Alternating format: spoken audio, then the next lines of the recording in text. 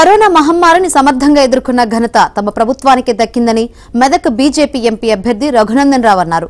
Corona కష్టకాలంలో రూపాయి ఖర్చు లేకుండా వ్యాక్సిన్ ను కేంద్ర ప్రభుత్వం పంపిణీ చేసిందని చెప్పారు. సిద్దిపేట జిల్లా వర్గల్లో ఏర్పాటు చేసిన రోడ్ షోలో రఘునందన్ రావు మాట్లాడారు.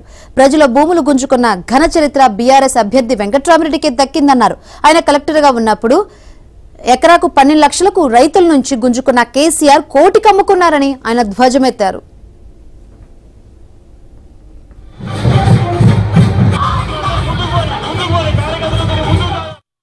గజ్వేల్ నియోజకవర్గంలో 1500 ఎకరాలు రైతుల నుంచి గుంజుకున్న చరిత్ర వెంకట్రామిరెడ్డిదేనన్నారు. అధికారంలోకి వచ్చిన వెంటనే 4000 పెన్షన్ ఇస్తామని ఎన్నికల సమయంలో హామీ ఇచ్చిన రేవంత్ రెడ్డి అమలు చేయలేకపోయారని ఎద్దేవా చేశారు. కేసీఆర్ ఎవరికైనా ఫ్రీగా సీట్ ఇస్తారా అని రఘునందన్ రావు ప్రశ్నించారు.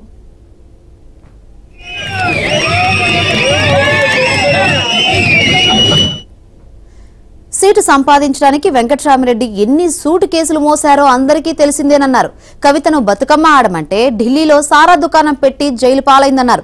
బీఆర్ఎస్ అభ్యర్థి వెంకట్రామిరెడ్డి కూడా అదే గతి పడుతుందన్నారు.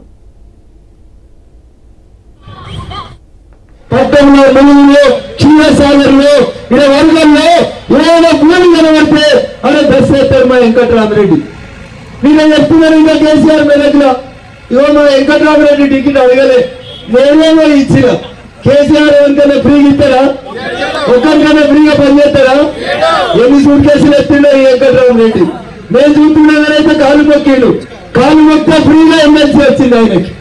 ఇప్పుడు ఎప్పుడు 100 కోట్లు ఇస్తా, మీరు 2 రకాలైన గౌరవం వస్తే 2021 వెంకట్రామిరెడ్డి ఎమ్మెల్సీ, కలెక్టర్ గారు ఎమ్మెల్సీ, 3 ఏళ్ళు మీ దగ్గర ఎమ్మెల్సీ ఎప్పుడైనా వచ్చినారో? వర్గం విడిగా వచ్చిందా? కలెక్టర్ అంటే ఉంటారు కదా, ముందు కష్టాలుగా నిల్చుంటారు. ఒక్కొక్కరిని నిలిచి బెదిరించి భూముల మీద సంతకాలు పెట్టించుకుంటారు.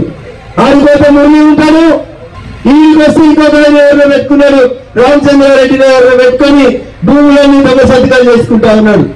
ఒక్కసారి